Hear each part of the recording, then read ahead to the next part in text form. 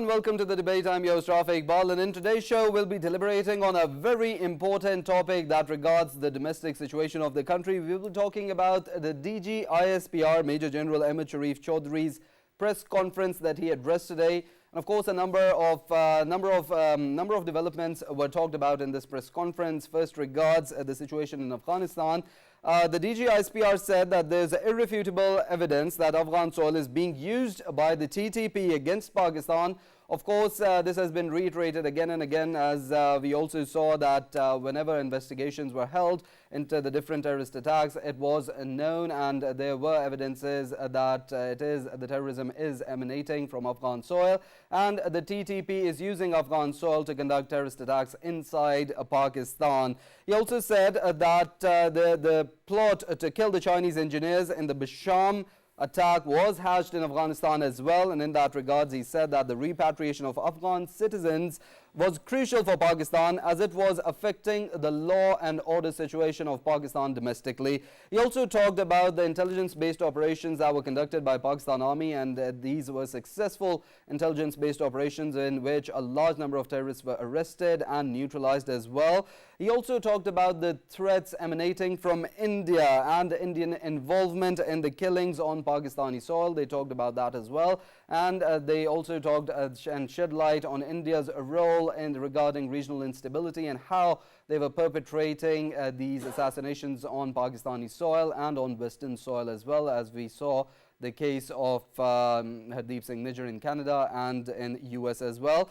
He also talked about the events of 9th of May with regards to a certain political party that promoted violence against the state institutions, where he talked about how the martyrs' memorials were desecrated, how the state institutions were attacked, and how propaganda was furthered and propagated on various social media platforms as well regarding the state institutions, and the criticism and uncalled for propaganda against the state institutions. And he also talked about the violence and how the state institutions were attacked and the martyrs' memorials were desecrated, the esteem of the institution was attacked, and there was an overall divide that was being created regarding the nation and the state's institutions. He also talked about the Judicial Commission and the talks regarding the Judicial Commission. He said the DG ISPR Ahmed Sharif Chaudhry stated that irrefutable evidence is available, in which CCTV footages are also available,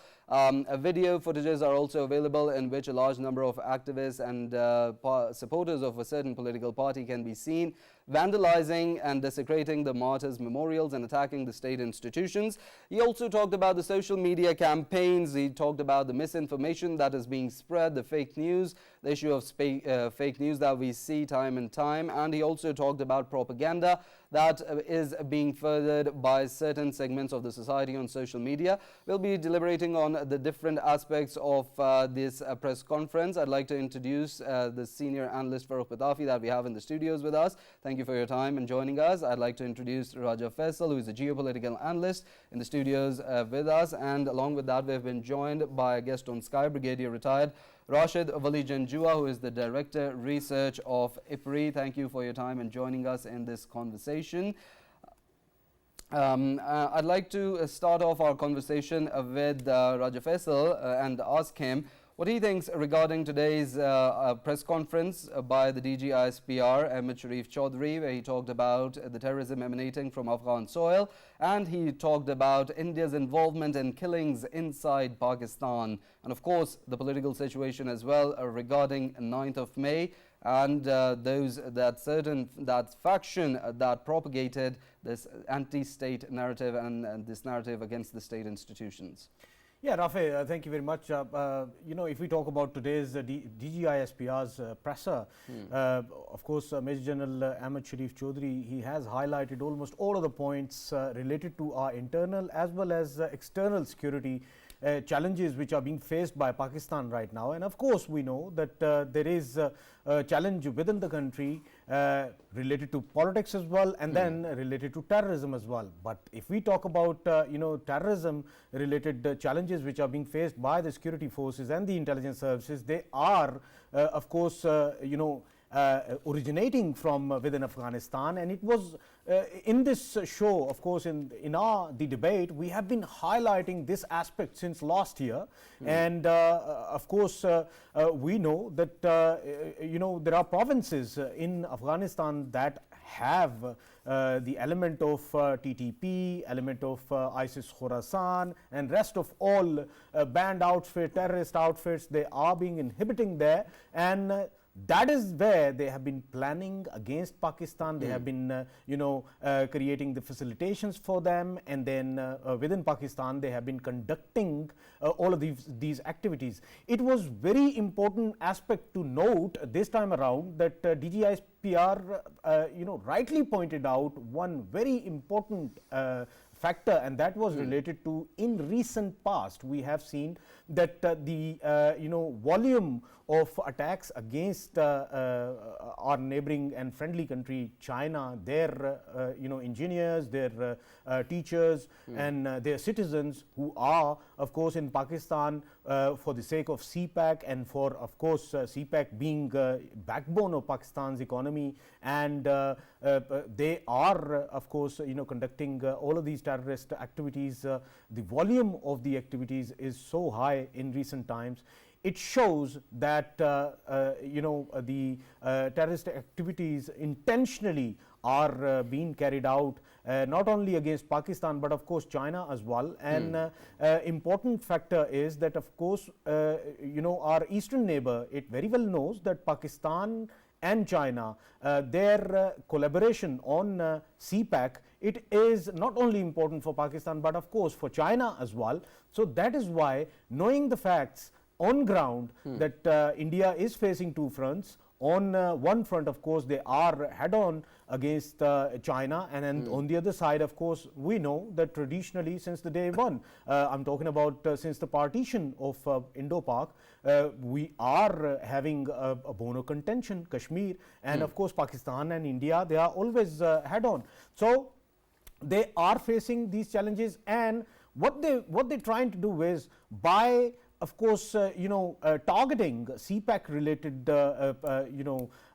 activities by the terrorism which is being originating from within Afghanistan, they are actually trying to counter both of the countries and engaging at the same time both of the countries. And I think it was important to highlight that. Plus, he further highlighted that in recent past, I mean, Bisham attack is one of the cases in which, of course, investigation, the probe that took place. I mean, in our program previously we highlighted as well that all of the indications so far by the intelligence and the investigations which were appearing, and the sources were already telling that they are pointing towards that it was planned, it was executed from within Afghanistan. And of course, very recently, around 10 days ago, we mentioned in our show that there is another country, Tajikistan, Farrukh, their air base, which is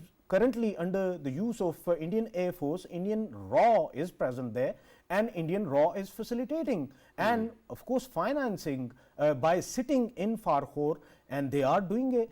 And TTP, ISIS Khorasan, whatever the activities they are conducting in Pakistan, they are originating from Afghanistan. And I think it was important to mention that as well. Coming towards the Pakistan's internal politics, very rightly pointed out about last year's unfortunate incident that took place on 9th of May last year.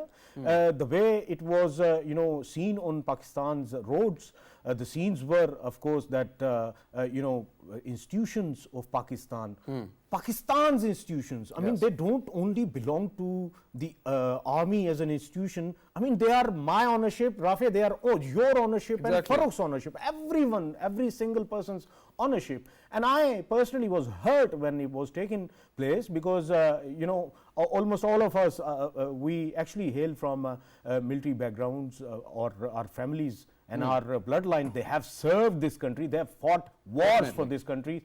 And of course, when we saw that these kind of activities, they were conducted against our own institutions, very dearly institutions, then we were hurt. And that is why it was important to highlight once more that for the future, I mean, as DG ISPR rightly pointed out, that once for all, this must be probed, and the ones who are fully dipped into it, they should be taken to cleaners, and they should be, of course, punished for that. Reason being, when we, of course, talk about on the roads, whatever was taking place, I believe if it is not done so, then I mean, next time some other political party would appear and would do the same, and then the vicious circle would continue. That must end now, and I think that is why it is necessary to probe it deep.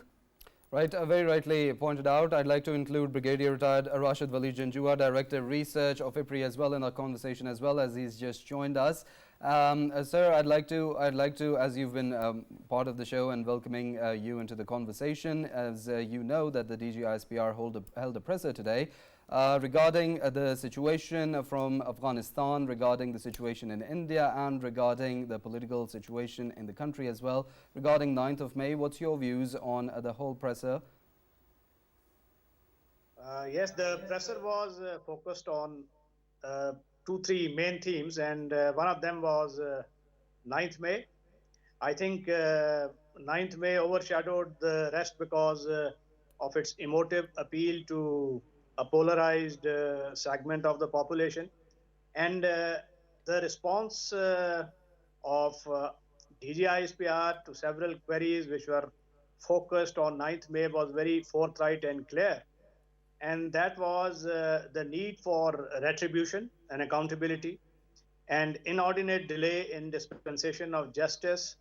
I think this delay redounds to the advantage of those who wish to create an environment in which the institutions are not respected, and polarization is promoted.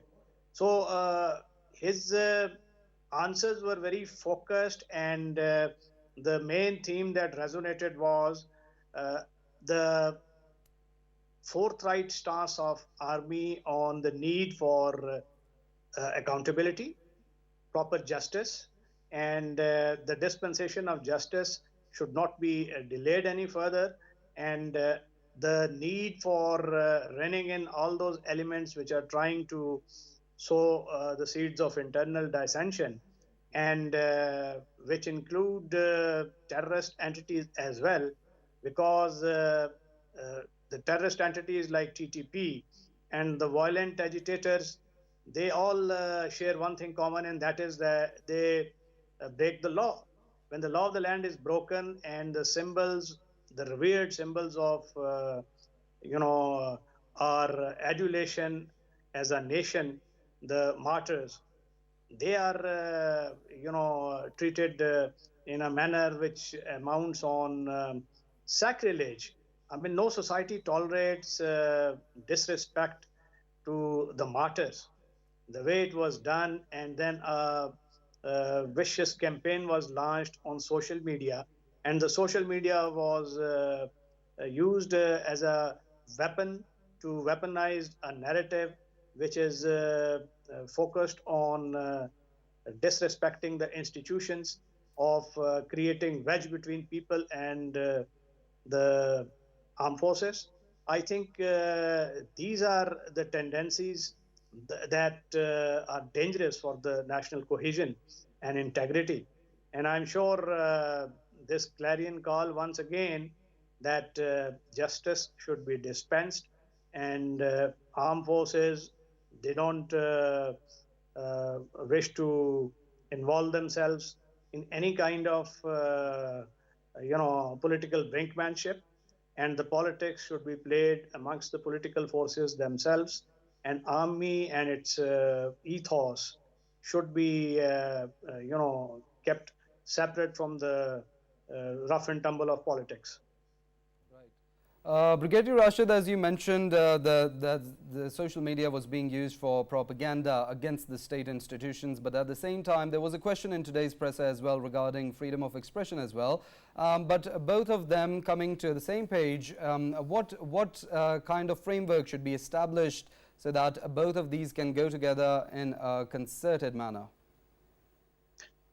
You see, there are norms to go about airing one's dissent also, and the limits to free speech should be understood, and where the responsibility to rein in the political activists comes, the responsibility of the political leadership also comes into play.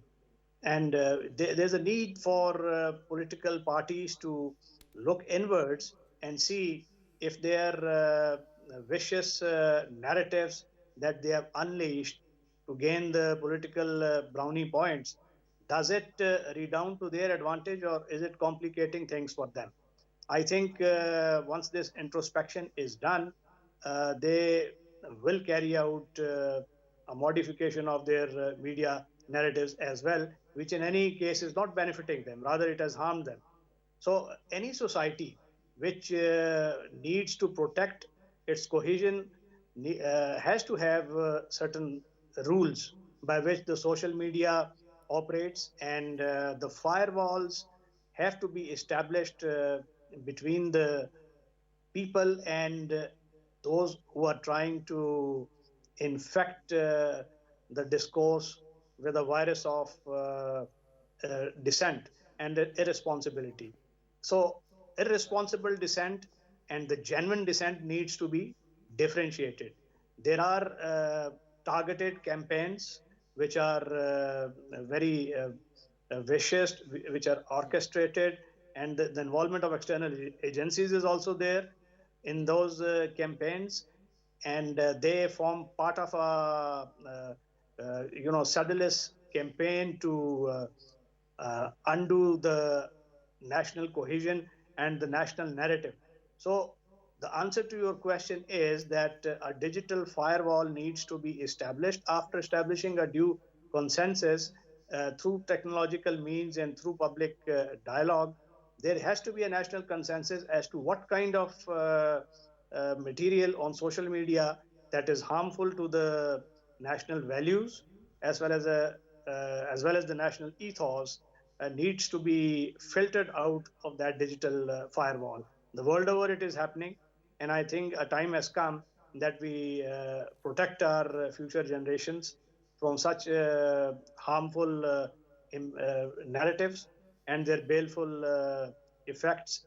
Because if you see the countries which have initiated this wave, they have now slowly started realizing the negative impact of social media use. The untrammeled use cannot be permitted. There are debates going on in United States. There are scholars and writers and social media experts like Jonathan Haidt, who clearly have established through data a linkage between the social media and the fragmentation of the society and harmful impact upon young generation, especially Gen Z, which is getting, emotionally distressed and polarized because of the untrammeled use of social media. And there are voices that call for responsible use and developing the requisite firewalls between the young generation and those who are propagating these narratives. Right.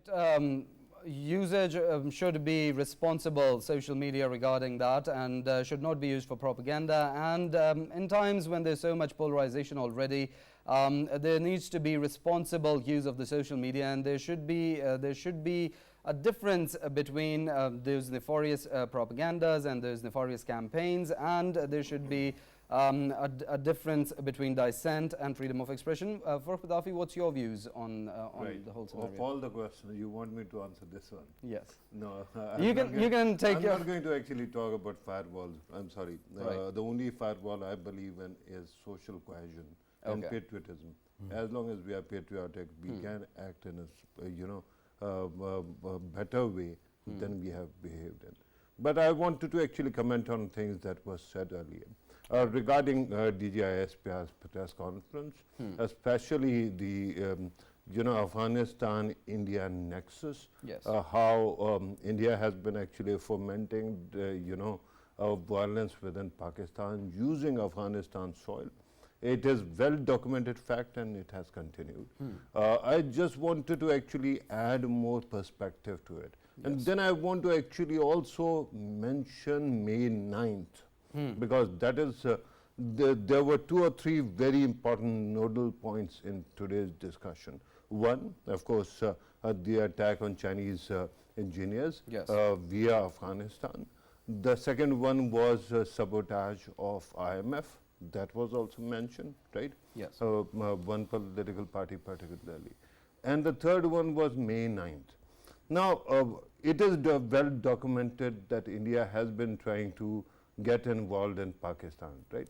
For 10 years, I have repeatedly written columns, I have spoken on television, I have tweeted, I have gone on YouTube, elsewhere, that something fishy is going on, that India seems to be controlling more than the elements that are usually at play when it comes to countries that are fighting each other or confronting each other. Everything in India has been in service of only one thing, to keep Modi in power. And so for the past 10 years, he has stayed in power. They have projected his image as a wish guru. And at that time, very interesting thing, why can't we actually take a step further and imagine that all these 3 issues are linked to India? For example, if Pakistan, God forbid, had gone bankrupt, or that IMF deal would have been spoiled, who would have been the happiest? India, right? On the day of May 9th, when my own citizens were burning down buildings, and the next day, of course, because it continued for one more day, on 10th, do you know what was happening on 10th of May in India? There is a state called Karnataka. And in Karnataka, there was an election that was to be held on 10th. And amazingly, Indian media that could have focused on Karnataka that day was showing ball-to-ball commentary of what was happening on May 9th. Right. So why shouldn't I believe that all of this was happening in service of helping India or Modi win an election? Now, let us broaden the perspective even further. Why is it that CPEC is such a problem for India? Of course, India has its own ambitions, but is it only about politics? Or there is something else that is involved? There is economic competition. Do you know who is actually biggest competitor of BRI? It is Adani Group, India's biggest billionaire, right? Who is actually buying ports all over the world. So with that kind of a situation, the question now arises, is there a possibility that one economic or business rival is trying to sabotage another economic activity that might be in competition? Right. If that is so, and if all of these things are true, then the question is, what is happening right now in the country? If we are polarized, and if there is always this perception that economy can fail and anything can happen, there is an election going on in India even now. Yes. Now the question then would be, have we actually taken essential measure to check people who might have actually had not only a role in May 9th or undermining IMF deal or trying to do it, but people who might not be that visible? Right. Because they would be, I mean, politicians are politicians, they immediately become visible. But is there no facilitator around? Why is it that people who actually confront Modi's government and have a say in Indian matters immediately come under a lot of fire from people within the country? So where is your counterintelligence?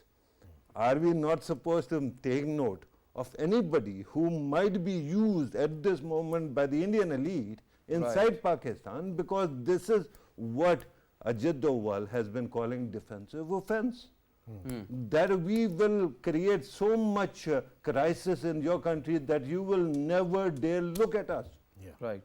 If that is so, and if there are India's puppets in Pakistan, anywhere, Why are we not reaching them? Why is it that Pakistan was, and there is another very important issue, again linked to Afghanistan and TTP and all. Pakistan had almost come out of the fight against terrorism. Pakistan had almost vanquished them. All of a sudden, all policies were reversed, right? And because of that, terrorism still stands in the country. Who is responsible? Can we put 2 and 2 together and ensure that it makes 4? And if we cannot, then whatever is happening to us will keep on happening. Yeah. Rafae, with your permission, of Please course, go I ahead. want to go towards Brigadier You Janjua. notice every time I mention India, Yeah. Faisal actually gets excited. Yeah, and Farrukh, you have highlighted an excellent very- point, and related to that point, I actually wanted to ask a question to, of course, Brigadier Janjua. Brigadier Janjua, one absolutely brilliant aspect which is being highlighted by Farrukh, and that is related to, of course, Adanis and Ambanis. They are, in today's India, portraying as if they are Indian oligarchs. And They are Indian oligarchs. Indian oligarchs. They own India. Yeah, and Indian oligarchs, and of course behind them the ideology is RSS ideology, Hindutva ideology, we know. In this kind of context, of course, enemy is not giving any chance to Pakistan in terms that they are not giving away any sort of opportunity where they can, of course, hit Pakistan. And of course we know that they are hitting Pakistan from Afghanistan, from elsewhere, wherever it is possible for them to do that, they are doing it. And of course we know that somehow Pakistan's economy, it got shrinked, it got squeezed, and there is a lot to do with how in past they have been, of course, propagating against Pakistan, be it FATF, be it Pakistan's projection in terms of Pakistan going to IMF, and of course there are certain aspects they have been portraying Pakistan very negatively. And during all of this time and the current time which we are being faced with, do you think that we need to get our house in order when it comes to, of course, the politics, the politicians? They need to sit together for the sake of Pakistan to find a way forward, to find what is the point where we can move on with all of this, and of course we can get our course correction in terms that we can fix ourselves, knowing the facts that enemy on the east is simply searching for reasons to hit us. And Brigadier Saab, because I was quoted twice, let me add one explainer. When I was talking about Indian ambition or Indian policies, I was not referring to Hindutva. I was talking about political ambition of a politician and economic ambition of a businessman, who might be actually using Hindutva as a construct, but this is a realpolitik. Please go ahead, sir. It's all very well understood whatever is happening in India. Practically, the corporate mercantilism has established a bondage with the Sangh Parivar, and Modi is being supported in its bid to win the elections third time. The electoral bond scam is very clear. 650,000 crore has been given in corporate donations to BJP alone. And this is eye-opening. It's complete travesty of fairness and level playing field in India. Press has been practically muzzled. There is no dissent. The last bastions of independent thinking in the print and electronic media, like NDTV, they have been bought over by Adani. Network 18, which used to give independent views, has been stopped. It has not been allowed license. Out of 178 cable channels, 55 are Hindi. They are all pandering to the Hindutva narrative. So India practically is in a complete Rashtra minus constitutional change. If that happens after Modi acquires the desired majority, that would be a tragedy for India itself. But what it is doing to Pakistan is worth introspecting. The Doval doctrine is very clear: to bleed Pakistan through thousand cuts, and use the resources to foment continual unrest. And that is being supported by geopolitics. India, being a strategic ally of a global power, which is in competition with another global power, makes Pakistan squarely a victim in the crosshair of global politics. So that will happen, but we have to see what we are doing internally to further stoke the fires of instability and unrest. And if we give free rein to the populist politics and do not arrest this divisiveness, and we allow our young generation to get astray, and then it's very difficult to retain cohesiveness and productivity. These are two essentials that are direly needed at this stage for our economic stabilization as well.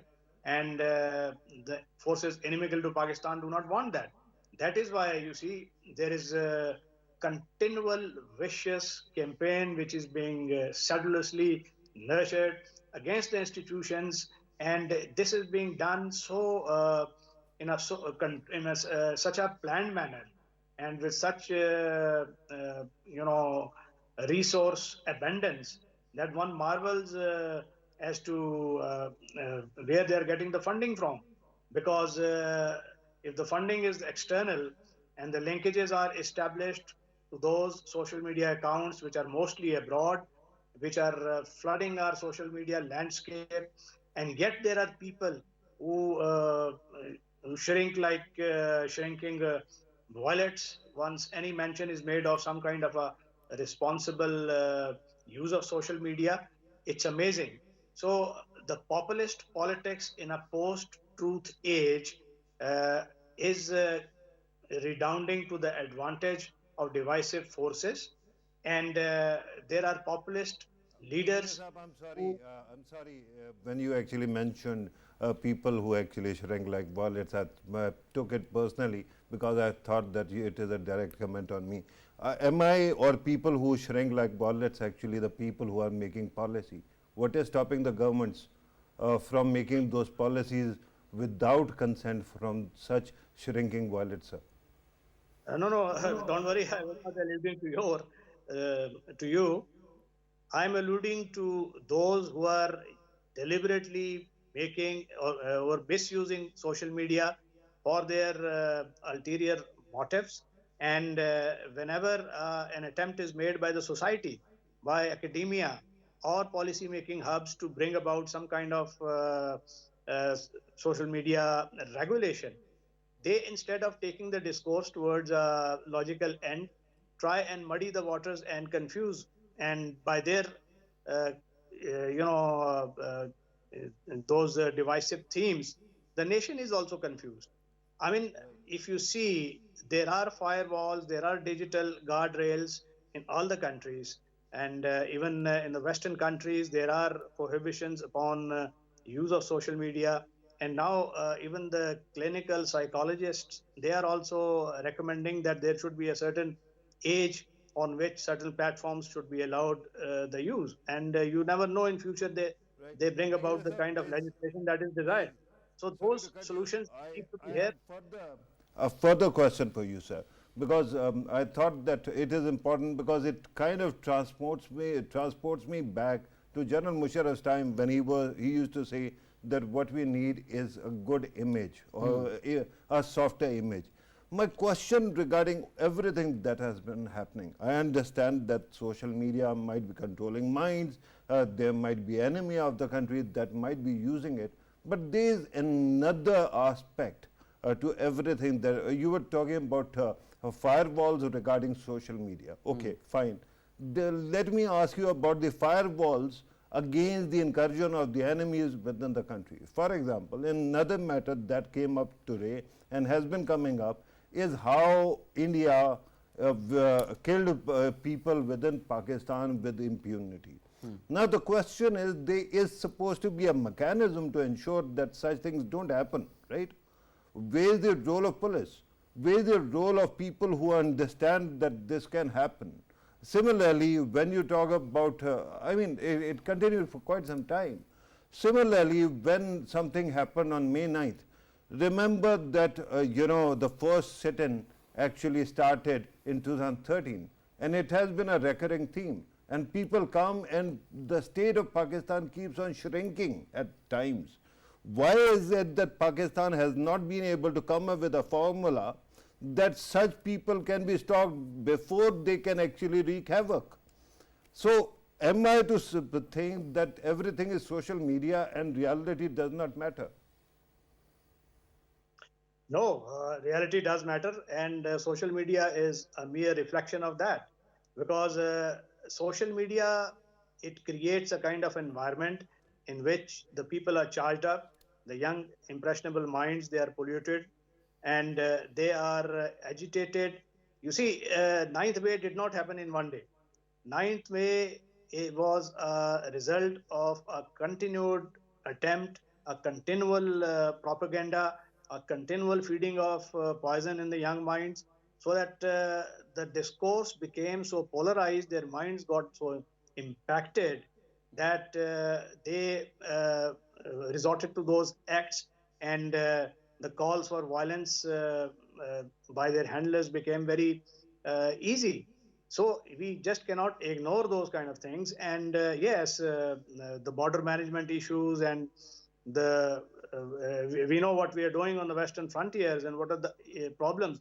Actually, we cannot take things in isolation. There's a whole network that needs to be taken into cognizance.